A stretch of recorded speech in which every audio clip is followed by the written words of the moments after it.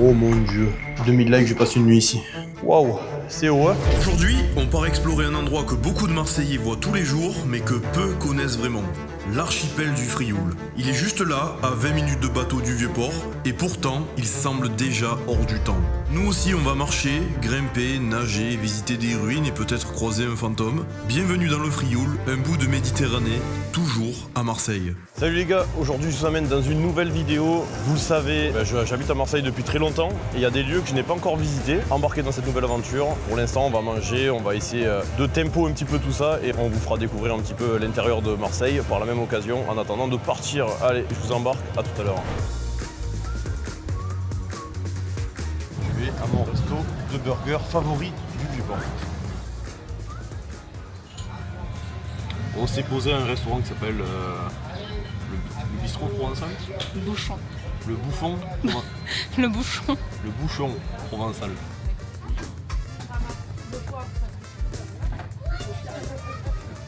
À notre voyage dans Marseille, des petites frites de panisse avec des asperges en vinaigrette, messieurs dames, pour l'entrée. Petite daube et de la purée, messieurs dames.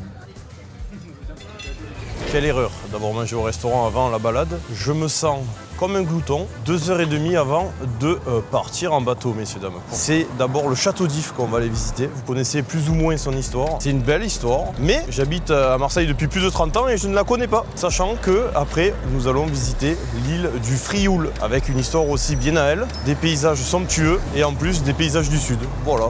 Donc un programme riche en couleurs avec moi, malheureusement. Vous avez que moi à subir. Et voilà, tout simplement. Bisous.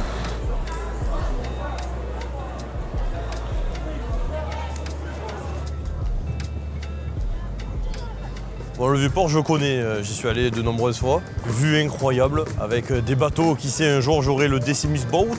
N'oublie pas, parce que tu es peut-être un nouveau visiteur de la chaîne, n'oublie pas à t'abonner et liker cette vidéo. Je sais que ça fait France Bateau, mais ça aide pour le référencement. Bon, eh bien, vous avez l'angle parfait, l'angle sur Notre-Dame. Alors là, elle est en reconstruction, je sais pas, je crois qu'ils doivent la rénover. En tout cas, c'est un monument historique de Marseille. C'est l'un des plus beaux angles du Vieux-Port, je trouve. Donc voilà, on n'est pas trop mal, on est pas mal servi. Et là, il y a des hommes qui font de la capoeira, je crois, de l'autre côté. On a toutes sortes d'activités sur le Vieux-Port. Bon, vous avez entendu probablement parler d'un quartier qui s'appelle Le Panier. C'est un vieux quartier de Marseille, à côté du Vieux-Port. C'est là que les Grecs ils sont arrivés, ils ont posé leurs valises en 600 avant Jésus-Christ pour fonder Massalia, qui était du coup l'ancêtre de Marseille. Le quartier s'est construit petit à petit, c'est devenu un quartier où il y a pas mal de personnes qui font du street art.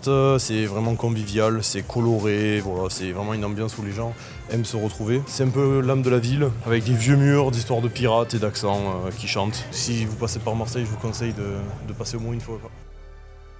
De l'autre côté, tout là-bas, il y a un château dont beaucoup connaissent l'histoire, mais personne ne sait vraiment à quoi il ressemble. Ce château-là, il a un nom et il s'appelle le château d'If.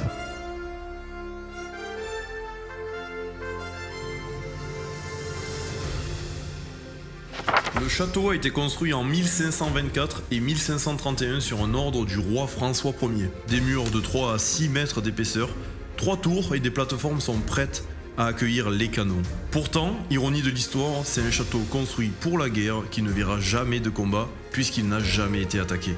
Du coup, ils en ont fait une prison. Parmi les premiers enfermés, il y avait des protestants, surtout au XVIIe siècle, qui refusaient de se convertir au catholicisme.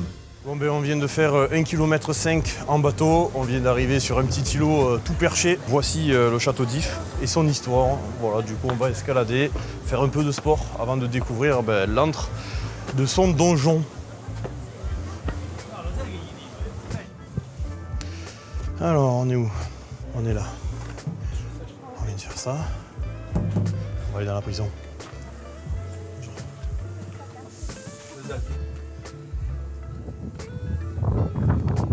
En gros, pour ceux qui veulent comprendre un petit peu l'histoire du château d'If, quand tu étais prisonnier ici, en fait, tu pouvais pas t'échapper. Parce que du coup, c'est un gouffre complet, tu peux pas partir à la nage. Tu es complètement bloqué sur cette île. Et voilà, c'était la prison qui était redoutée, on va dire. Parce que vraiment, en termes de sécurité, c'était dur de faire mieux. Officiellement, personne ne s'est jamais évadé du château d'If. Trop loin des côtes, trop de courants et surtout zéro chance de s'en sortir vivant à la nage. Elle est entièrement fictive, mais elle est rentrée dans la légende. Dans le Comte de Monte Cristo, le roman d'Alexandre Dumas, on suit l'histoire d'un marin, Edmond Dantès, qui est enfermé ici pour un crime qu'il n'a pas commis. Il rencontre un autre détenu, l'abbé Faria, qui lui parle d'un trésor. Quand l'abbé meurt, Dantès se fait passer pour son cadavre et se planque dans le sac mortuaire, il est jeté à la mer, s'échappe, trouve le trésor et revient pour se venger. Grâce à cette histoire totalement inventée, le château d'If est devenu une légende littéraire.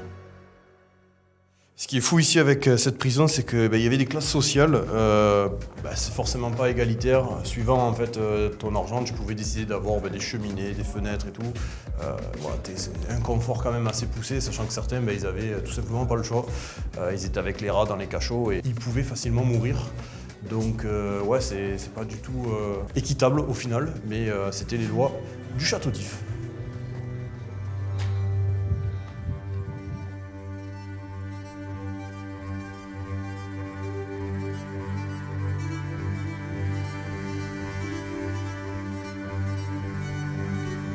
Plus je me renseigne, plus je me rends compte qu'il y a des coins à visiter et j'ai très hâte de vous les faire découvrir. Et on débarque sur l'île du Frioul. Bienvenue dans cette petite côte habitée de quelques habitants, loin de tout, sans véhicule. Là du coup on se dirige vers un ancien hôpital, je crois qu'on peut dire désaffecté, il n'y a plus personne qui y va, ça fait des années qu'il est inutilisable, il est ouvert aux visites de temps en temps, mais c'est un hôpital qui est très beau d'un point de vue architecture et en plus de ça il est tout en haut de la montagne, donc une très belle vue. On vous racontera l'histoire une fois là-bas, mais vous allez voir qu'il y a pas mal d'informations à connaître sur cet hôpital. Quand j'étais plus petit, il y avait mon père qui avait un petit bateau et je venais manger à un restaurant qui est au milieu. Je me rappelle à l'époque, je mangeais, alors je sais plus ce que c'était, mais je sais qu'il y avait du foie gras. Mais bref, c'était pour moi le restaurant de l'année et tout. En gros, j'étais trop content quand je venais une fois par an. Et il y a de belles balades à faire, il y a pas mal de calanques et peut-être que je vous en ferai visiter d'autres bien évidemment parce que je connais pas toutes les îles du sud-est. Voilà, donc là on est parti pour 20 minutes de marche en direction de l'hôpital. Pour ceux qui reconnaissent, c'est le château d'If tout au fond. C'est de là où on vient. On a traversé tout ça en bateau. Et on a ici un plan de l'hôpital. Le bureau d'entrée, le pavillon des bains, quartier des malades. Car oui, à l'époque, ceux qui avaient des grosses maladies étaient mis ici pour éviter toute contamination. En 1823, ils ont construit cet hôpital pour mettre en quarantaine les voyageurs malades. Ici, pas de Doliprane. Si tu toussais trop fort, on t'envoyait tout simplement ici. Ce lieu est classé monument historique. Il a accueilli des centaines de marins et voyageurs porteurs de maladies infectieuses. 10 000 pas par jour, les gars. Et là, j'en suis bientôt à 12. Donc, j'ai fait mon quota. Donc voilà, on va marcher un petit peu. On va se retrouver tout en haut de la colline. Bon, en vrai, c'est pas mal, non ? Faire 10 solo queue, se taper une petite plongeade, c'est vite choisi. Il y a le monsieur qui est en train de pêcher en bas là.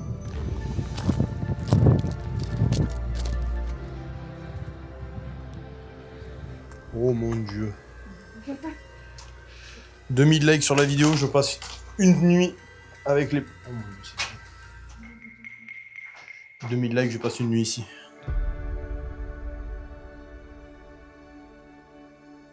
Et du coup, comme vous l'avez compris, en gros, avec tous ces postes de tir, ces bunkers, leur objectif c'était de contrôler le port de Marseille pendant la Seconde Guerre mondiale. Et c'est pour ça qu'il y a autant d'architecture et de protection ici. Waouh, c'est haut, hein ? J'arrive pas à me dire qu'on a escaladé tout ça là. Après la guerre, l'archipel est délaissé pendant plusieurs décennies. Tout ce qui est infrastructure militaire, hôpitaux, il y a tout qui tombe en ruine et complètement laissé à l'abandon. Bon, et bien la descente est terminée, le vent se lève, ça devient gris. J'espère que vous aurez appris des nouvelles choses grâce au Frioul, au château d'If et un petit peu à la ville de Marseille. Si vous avez envie de me proposer des endroits à visiter, n'hésitez pas dans l'espace commentaire, des trucs que vous avez pu vivre, que ce soit n'importe où dans la France.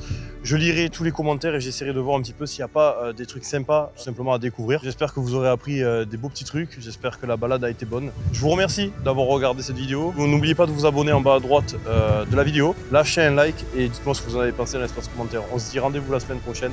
C'était Sixen, à bientôt, ciao!